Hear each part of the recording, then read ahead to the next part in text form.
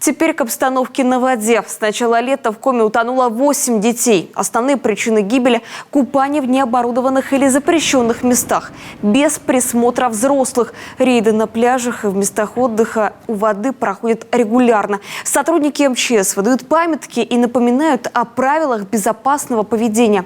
Однако нарушителей хватает. В последний рейд выявлено 14 детей, которые находились у воды без взрослых. На 10 родителей составлены административные протоколы. Необходимо довести до детей информацию, что любой отдых у воды несет за собой большую опасность. Поэтому необходимо контролировать их местонахождение. И ребенок должен понимать, что купаться может только в оборудованном месте и только при нахождении взрослых.